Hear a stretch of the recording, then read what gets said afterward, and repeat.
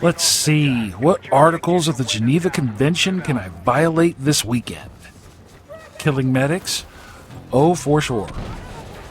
Drop some C4 on top of a claymore? Well, see, I got that little idea from another player I regularly play with. RPGs to the face? That's my new vibe lately. Damn. Can I finally get on my dirt bike for road kills this weekend? What to do? We definitely want to try to crush some folks with the environment. Yeah, I need to find some kids not aware of their surroundings and have a building fall on them. There's just something deeply satisfying about dropping a building on someone. It's not just a kill, it's a return to sender on their entire gaming setup. I want them looking at the killed by screen wondering why they just didn't stay in bed today. If I can't find a building, a well-placed shipping container will do. Yes, will do just nicely. I'm not picky about how I violate personal space. Is it Levolution level, though? Well, no. But everyone wants to talk about map flow and lane control. I like gravity. One of my favorite things to do on maps like Hagental or Cairo isn't even the gunplay. It's watching a squad of 6 sweat lords take cover in a building thinking they're untouchable. I'm not even going to try to outshoot 6 players huddled up together like little snuggle buddies. I'm just going to delete the floor they're standing on. Watching that killed by debris message pop up for a whole squad is better than any kill streak in my opinion. It's the ultimate welcome to Battlefield moment that they tend to forget exists because they're too busy staring at the scoreboard. Ooh, I wonder if I can go a little bird hunting again this weekend. That's always fun watching them bitch out and nope out behind a mountain or near the deck when they get that lock-on blaring in their ears. Not my precious little helicopter!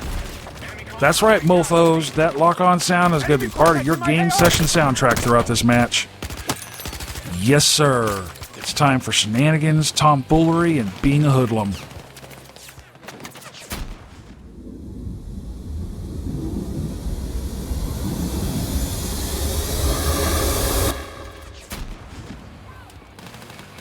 There's nothing quite like the high you get in video games when you're playing a first-person shooter, running around like a madman, fucking things up. Shooting a killing blow RPG right up a tank's ass. That really lucky shot with a sniper rifle and dropping a full, unrevivable headshot to a target of opportunity, and imagine the player's face doing the O face as he realizes you weren't aiming at him, but his movement caught your eye. Sledging someone in the face and grabbing those dog tags as his lifeless body slumps to the floor. Keeping a little bird from killing your team because he's too busy avoiding your Igla or Stinger because that helicopter is paper thin and not my precious heli. Pistol whipping the shit out of someone. Trading kill shots. The list is damn near eternal. And shit, we haven't even talked about trolling. I fire up this game on the daily, load in, load up, and squad up with in-game friends in my platoon in Discord. I have my favorite loadouts for all 4 classes. Support is usually rocking with the DRS IAR LMG. Got my trusty defibs, incendiary grenades or smokes depending on my mood. I've either got the mortars or the barrier depending on what map I'm on. I don't really focus on sidearms as much as I used to, but I've been playing with the VC61 recently, like most everyone else. But more often than not, I rock out the 1911. But Hannibal, why the 1911? There are pistols with better rates of fire, better optics, better everything! Well, kiddos, it's because I'm not playing a math simulator, I'm playing a shooter. It's just simply preference. I like to think that there's a psychological tax a player pays when they get dropped by a 1911 in 2026, especially in a near-future setting like Battlefield. Perhaps an ultimate sit-down, sir, weapon. Maybe a little disrespect to the meta chaser? Some people run support for that infinite ammo. I do admit I take advantage of that mechanic, but I do try to drop ammo for everyone when folks are nearby. I also revive every chance I get, defibs or not, support class or not. Hell, I even revive bots because we need more bodies up that goddamn hill. I even just sit there at a corner or a choke point with the defibs out, waiting for the race whistle to fire off. That is, some high-speed, low-drag motherfucker thinking he's the main character of the story and decides to peek around the corner just to get lasered in the face. Aw, that's cute, playa. Here, let me warm these defibs up for you. If I'm rocking the recon, I'm usually running with the M2010 ESR. CS-C4 is a must. Spotting drone, even though it's as fragile as the little bird. Frags, because shit, nades are limited, which I personally feel is bullshit. If not the VC-61, again the 1911. I mean, I do play with other sidearms, but sidearms aren't always a priority for me. I've been considering switching things up with other gadgets, but it's just not a class I overwhelmingly run with. I need to start working on claymore kills. If I'm being honest here, guys, Recon's not my favorite class this go-around. It's not bad or anything like that. I've always found the Recon class to be a bit boring compared to the in-your-face action of other classes. I've felt this way since I started playing Battlefield back in Bad Company. Sure, I could run around as Recon without a sniper rifle, and sometimes I do, but it would strictly be C4, claymores, and shotties and shit. And I do try playing traditionally in the sense that I try to keep the gadgets and weapons aligned somewhat. But I do have the C4, shotties, and claymore set up for those, shall we say, special occasions. But, when using the drone, I treat this drone like a glass vase in a hurricane. I send it out, it spots 3 guys, and then all of a sudden, everyone's trying to shoot it out of the sky. But for those 3 seconds of intel, worth it. It's the eye in the sky that sees all the campers who think they're invisible. Spoiler, you're not. Okay, assault. Until I got the VCR2, I was either rocking the M233 or the Cord for reasons. My second assault setup is strictly with the shotty. Having the primary and secondary fucks up my ammo count, which is why I run with just a primary. Dropping deploy beacons left and right, the noob tubes, high explosive launcher for those pesky campers. Up till recently, support was my go-to for about 99% of my matches, but I've been fooling around a lot with Assault and Engineer. If I'm attacking in a mode like Breakthrough or Rush, I'm often in Assault, while defending, I'm in Support. Engineer would often happen if there's a really good tanker out there hitting the shit out of us and no one else jumps in as one. Assault is an interesting beast. On one hand, it's kind of bland. Pretty vanilla, right? It's really just this. But it does have some cool toys. The decoy, which used to belong to Recon, gets me to an objective faster with less ground to cover. And that's just about placement, so it's not shot up. The stem pin is just kind of nothing to me. If you see footage of me using it, it's only because I fat-fingered my keyboard or it's a challenge I'm trying to complete. I never really use it intentionally. The toys are pretty limited compared to other classes, in my opinion. The beacon and the launcher are pretty much all I really roll with. And speaking of, I tend to rock out SMGs with this fool. Right now, I'm having a hard time not using the SL9 as the primary. Depending on the map and vehicles, I'm lugging around RPGs for faces and asses, Iglas or Stingers for helicopters. Jets? Well, I have gone after a few, but they are harder to knock out of the sky than, say, a transport chopper for me. I admit this could be a skill thing, sure. It just seems like most jet pilots I encounter are primarily jet pilots and are onto my wily ways with the Stinger, and I haven't shot one down yet. Helicopters? Oh yeah. Jets? Not so much. But whatevs. Right now I'm toying with the EOD bot based on the suggestion from a viewer, but was sporting the slams or landmines. The engineer class allows me to get up to the most shenanigans out of all the classes. Dropping mines, throwing RPG rockets, trying to dismantle a tank while the turret is frantically looking around for where the damage is coming from, and my anxious hopes I can truly destroy the tank with the acetylene torch before someone pops out of the tank to end my hood rat shit. Rockets to the face, EOD bots trying to perform surprise prostate exams to unsuspecting victims. Terminal chaos, ladies and gentlemen. Terminal chaos. These are my setup, folks.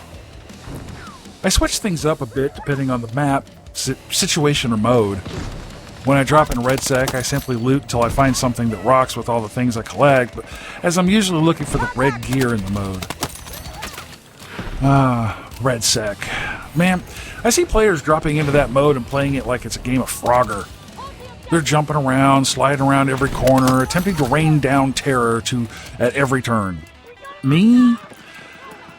I'm being all stealthy, using all the cover, letting them kill each other. I'm looting like a man who just found a 5-minute all-you-can-eat coupon at a gun store, trying to find my loadout. If I find the red gear, great. Now I'm a problem. If I don't, oh well. Work with what you have. And still try to be a problem. That's the what now approach that I have. This game is a sandbox, not a glass museum. If you aren't willing to lose your gear to make a play, why are you even in the lobby? Outside of REDSEC, are these the best loadouts in the game? Well, no. Does it make a very specific clink sound that reminds me of better times? Well, yeah. In the modern gaming world of high-speed gameplay and spreadsheet motherfuckers, there is something incredibly satisfying about getting the top brass reward from a meta-slave with a sidearm designed in the literal 1900s. It's about sending a message. Sure, you might have popped my grape 4 times, but I took your sleeping ass out with a 1911 because you got sloppy. Okay, so vehicle play. Most of my time is spent either in a tank gunning or repairing said tank because my driver likes to bukkake his way through buildings, roads, or whatever. Rarely do I drive. Most of the time it's because, Christ, someone's always in the driver's seat. But every so often I see a bot just thinking he's the little tank driver that could, and I've had enough waiting on his silly ass, so I spawn in and hop in and hit F1, and now I'm driving. Finally. Now we can go fuck shit up. I don't do terribly bad here. If I have a good gunner, I can focus on the surroundings and big targets and let the gunner go ham. I don't use the fucking 3-shot nade launcher on my tank. Man, fuck that shit. It did used to be more powerful in previous titles, so I get why it's there. I just don't mess with it and I'm fine with it.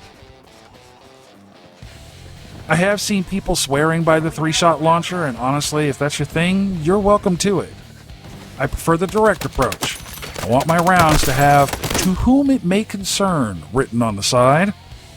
If my driver is out there knocking on doors with the main turret, the least I can do is provide precision follow-ups as they try to scatter.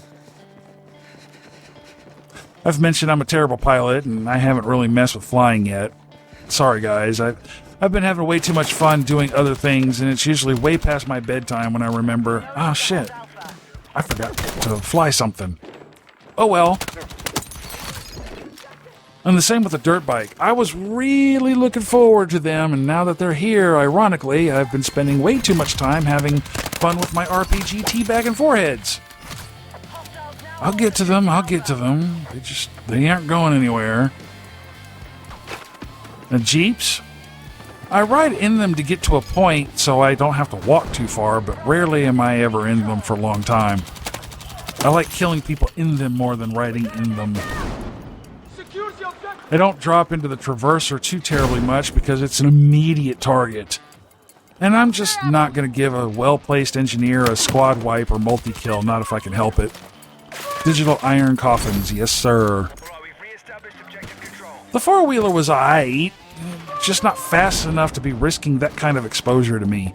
Tried it once, was going uphill, RPG to my face. We'll leave this vehicle right here then, shall we? So I guess you could say I'm just not a vehicle main when it comes to Battlefield 6. It's okay with me. Having way too much fun fucking shit up in my boots.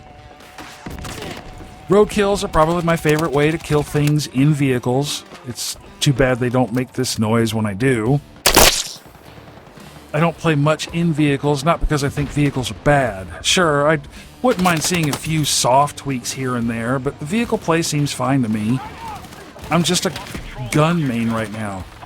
Besides, we have guys like Silk who cover air vehicles, specifically jets, covering that sort of thing, where I simply wouldn't have much more to offer in conversational value. If jets are your thing, I would suggest checking out his channel. He's one of the few content creators out there that gets really into the details about flying and flight mechanics, and he doesn't whine about broken things needing tweaking or preferences.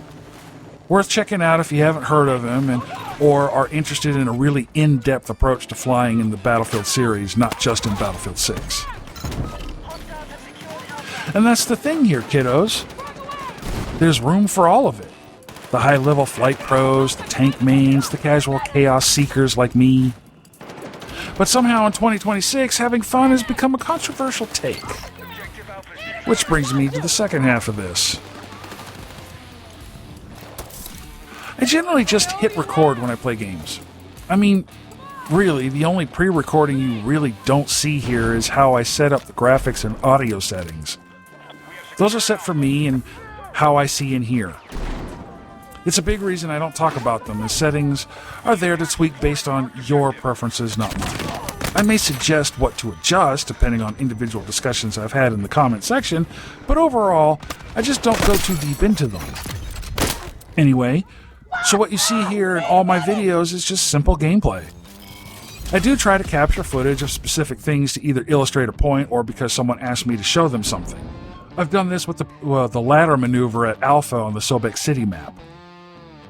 I do edit things like a ton of walking around. I catch myself looking around the map while in cover just to check shit out. I edit out a lot of the deaths in the videos. I don't do this to present some no-death, I'm the best ever gamer. I've never been shy about sharing with you guys that I'm an average casual gamer.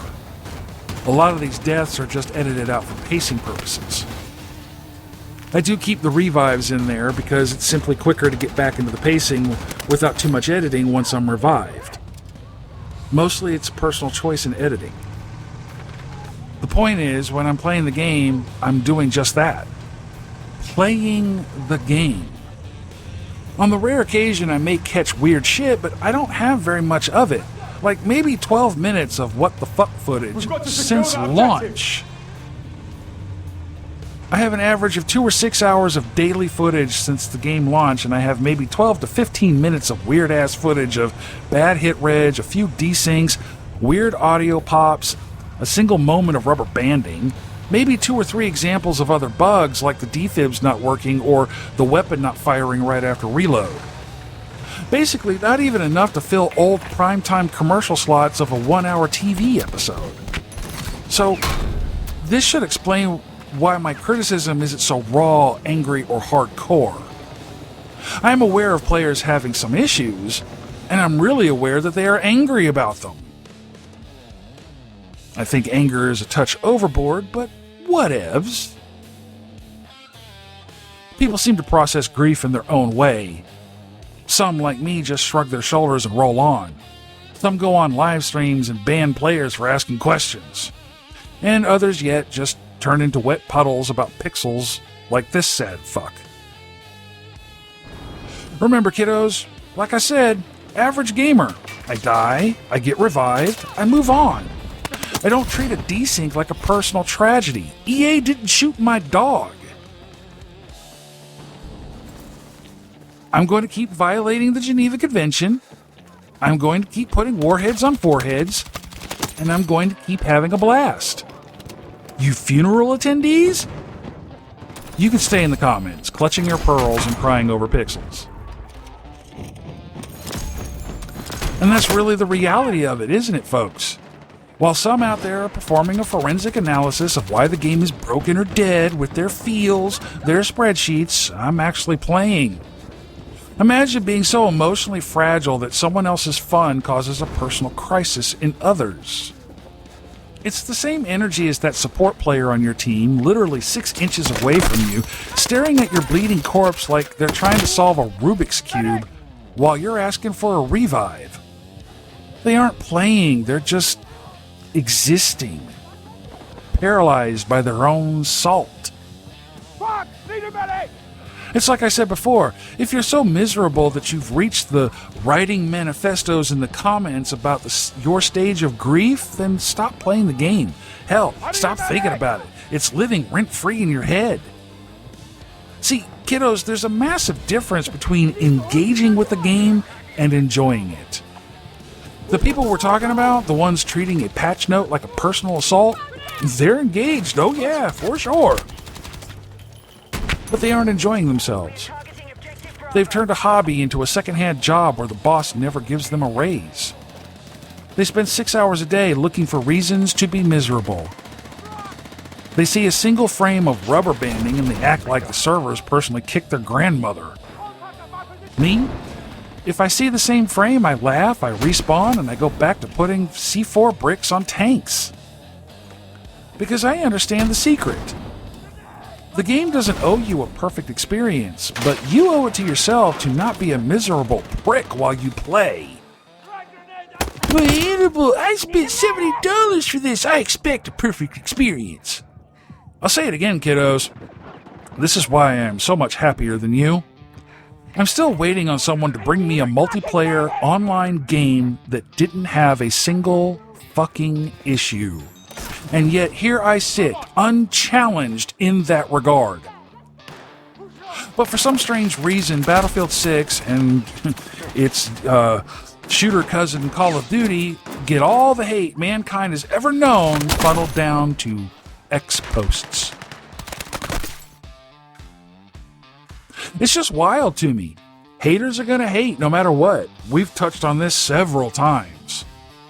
A lot of you say just as much. And we're getting to the point where we are repeating ourselves. The game is fun, guys, whether you like it or not. Sure, it has some quirks to iron out. And we have a laundry list of preferences we could debate until we're blue in the face. And honestly, I'd rather talk about the preferences some more. At least that's fun. So what now? Oh, it's simple. You have 2 choices. You could be the guy in the comment section typing out your 14th paragraph about why the identity of the franchise is at stake while your blood pressure hits triple digits. Or you could be like me. You could load in, grab a loadout that makes 0 sense on paper but 100% makes sense to you, and go find a way to make someone else's screen shake. The choice is yours. But don't expect me to feel bad for you if you choose the funeral. I'll be too busy laughing at the guy I just squished with a transport chopper. I need a medic! I got you! And it's that time again. It's Friday, and it's the outro of this video. Hey, thank you! You all have my thanks for watching the video, and a special thanks making it to the end. I see someone bought mugs and decals from the merch store yesterday. That is awesome. Made my day, so thank you very much for that. I made new t-shirts with the new designs based on a suggestion from a friend of mine, so thanks for that. The storefront is on the main YouTube page. Lots of goodies for you to choose from if interested. I have wares if you have coin. We have new members, so welcome, guys. And several of you keep hyping the videos. You guys gave the channel some extra support, and I very much appreciate that. Lastly, check out the video's description for this month's Veteran Support Group Spotlight. It's at the very bottom of the description, so it's easy to find. And with that, I leave you to your weekend of in-game war crimes, tomfoolery, and hood rat shit. Thanks for watching, guys. Until the next one, out.